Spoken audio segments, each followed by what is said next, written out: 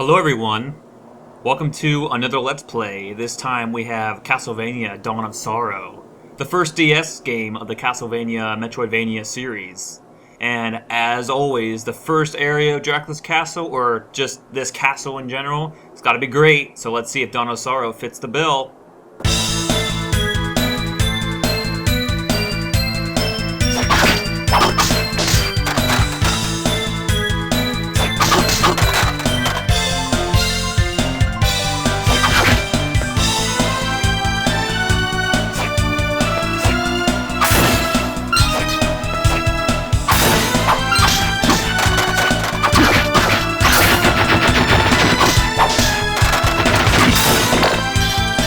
Oh, I would say so, for sure. This is actually one of my favorite first area musics in any of the Metroidvania series. This is The Lost Village, and we are starting the, in my opinion, the best series of games to come, and it's gonna be great. So let's equip our short sword, and let's begin the questing. Here we go. If you couldn't notice already, the graphics have been significantly improved due to the new hardware of the DS versus the Game Boy Advance. The sound is fantastic, so you know you're already surpassing Circle of the Moon's audio quality, and as well as the greatest of the Game Boy Advance's visual quality, and times that by 3 or even more. And we got our familiar Soma, a perfect sequel. Soma Cruz going back to this little dark castle that Celia Fortner is heading up to try to resurrect the Lord of Darkness by bringing out the hatred of Soma Cruz. And so far, she's gonna feel it.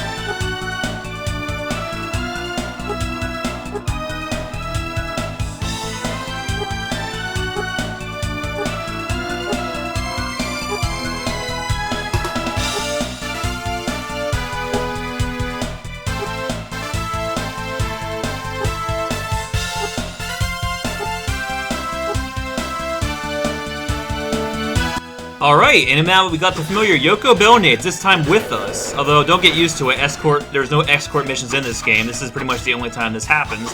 But it's a cool little introduction to really show that the DS is going to be a different experience. And sure enough, I am so excited to play these games again. It is absolutely amazing. It's a privilege almost, I should say. And we got the familiar Julius Belmont, aka Mr. J, hopping along into the castle trying to be the hero, like always. And we also got a magic seal, which we're gonna see pretty shortly here. But first, the precious save room. A lot cooler in this one. Nice blue lighting effects. Just something to think about. I don't know. I like the detail. Alrighty. Okay, Yoko. Well, it looks like we got a boss coming up. So, what advice do you have for us?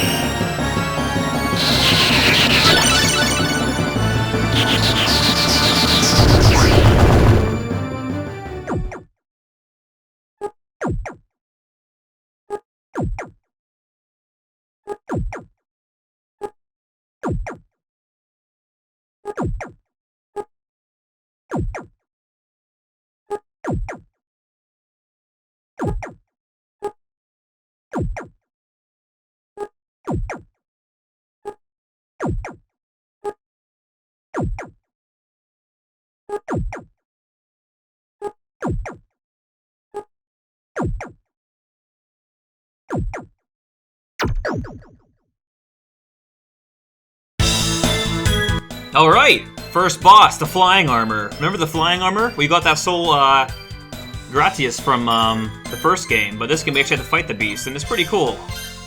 So the start menu is kind of the same. That's a little bit different. You got your stats in here and everything, but this time in your equip is both where your soul and your arms are, and the same 3 slots, and you get 3 souls to use, which is nice. Passive, Guardian, and Bullet. But let's equip the flying armor, and this game the flying armor is a lot cooler. Look at that guy. That's our true Guardian soul, and it makes you float, which you need to get past here. And already you'll see the different types of... I like the way... See, this is the arcing weapon in this game.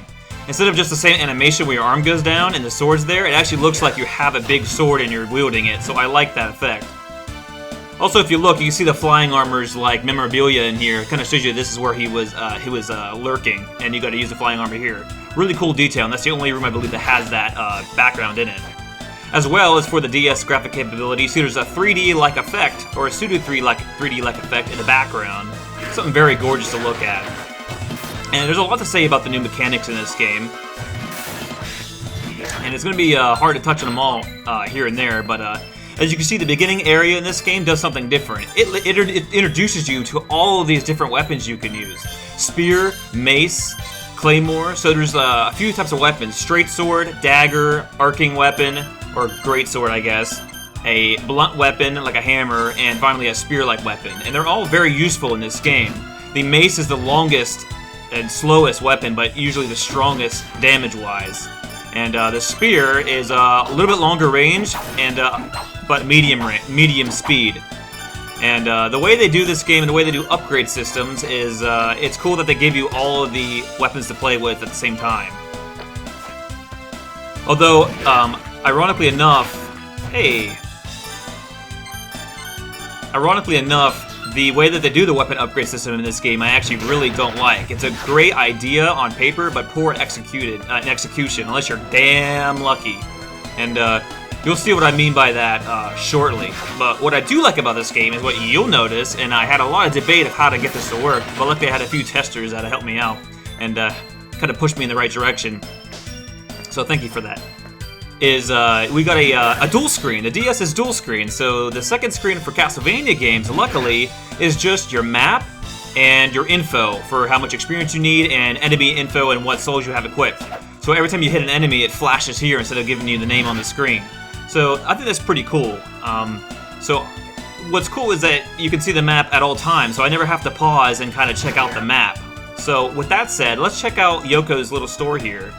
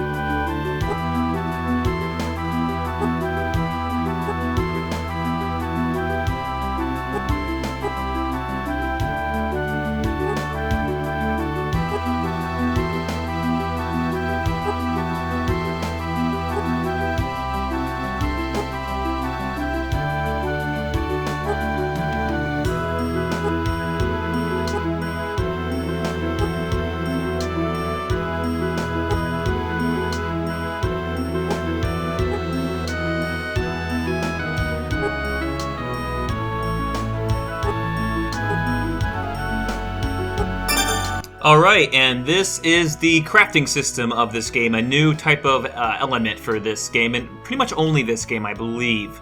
We have weapon synthesis and soul release. Soul release basically lets you get rid of a soul that you have.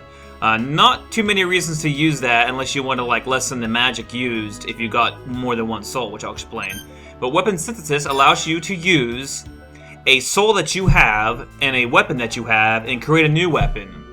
Now, see, if I use my short sword that I have and I use the Armor Knight soul, it will get rid of the Armor Knight soul, but upgrade my short sword into a cutlass.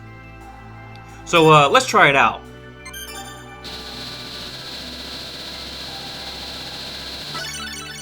Pretty cool. And now, if I have my cutlass and I find a corpseweed soul, I can use it to get a longsword. So as you can see, it seems pretty sweet. The problem is though, is that if I get a corpseweed, I can remember to get that soul. The problem is though, is that for most of these, and this works for great swords and everything, as you see, great sword for a claymore, I need a warg soul, which is that wolf creature in there. So I might actually try, hopefully, to get that soul, and I can get a better claymore already. And you got you also got a stabbing type sword as an underclass. Partisan, I would need an Armor Knight, I could have got that. And mace, I need needles to get an even stronger weapon. And then there's axe, and then katana. See, there's a lot. And plus there's fist weapons. There's a lot of different classes. Now, as I was saying, the problem with all this is that once you get halfway through the, I guess, the upgrade tree, you pretty much need a Rarity Soul 3, Class 3, to upgrade the weapon. And Rarity Soul Class 3 is pure dumb luck or constant grinding up to 20 minutes. It's just a little silly, the way they do that. I wish it was executed better, but it's fun. Alright, hey Hammer.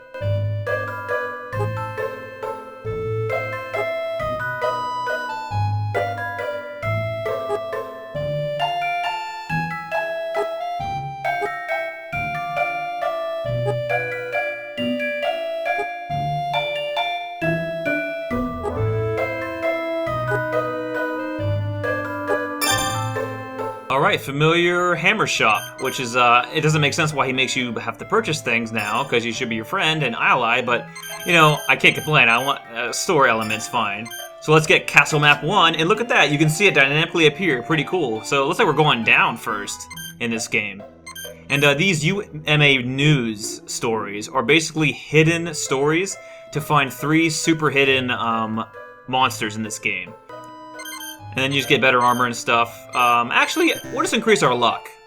So Lucky Charm and Pendant do the same thing, but Pendant's a little bit less expensive. Maybe this is a percentage base, so we'll just get the Lucky Charm just in case. And I think that's all we'll do for now. We can mess with that a little bit later. There we go. Luck is important. We want as many souls as we can get. One thing that you may have noticed that is not an upgrade from Aria Sorrow is the animated pictures in this game are very cheesy and a little kid-like, and it's okay. I'm pretty sure that the reason for that was to appeal to more audience, which is fine, but I definitely don't like the art style, and unfortunately that transgresses to Portrait of Ruin as well, but not Order of Ecclesia, thank goodness. So that's okay. Let's head off more into the Lost Village proper. Like I said, it would be nice to get a Warg Soul to get that Fashilion, but what I don't like is that the Warg's only found in the first area, so if we don't try to grind for that Warg Soul here, we might not get another chance to get that Fashilion later, so it's just kind of unfortunate side effect of how that upgrade system works. However, one thing you may notice, well, you might not notice, is that if you get more than one soul, you'll see level 1 out of 3. And it takes how much magic to use. If you can get up to 9 souls, and you can level up to level 3 of the Throw Bone Soul type. And it will make it stronger and actually make it look different sometimes. But at the same time, it will make you use more magic. Now that I do like. It's actually worth it to get more than one copy of the soul. For a lot of reasons.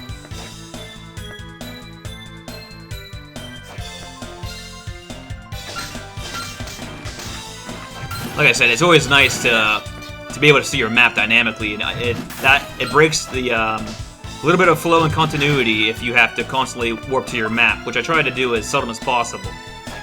And look, see this mirror right here, definitely something to remember, because it looks a little fishy over there. I see a stud-type jewelry piece, which might be useful.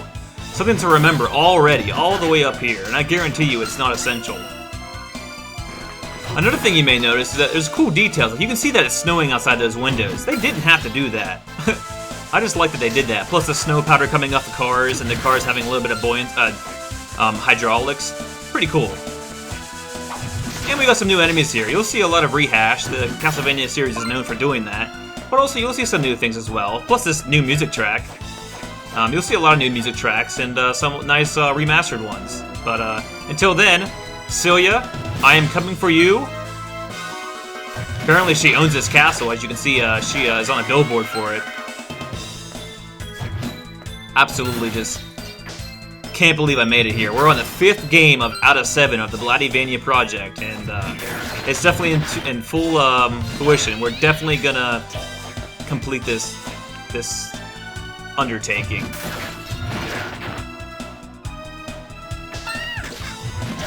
Fell right on me. Any other time I wouldn't mind that, but today not so much. All right. Looks like we're going kind of like in the aqueduct type of area underneath the outer woods, because keep in mind, we really haven't entered the castle just yet. We're like in the little village area, the Transylvania section, if you will. So I like that aspect that the first area is not even part of the castle.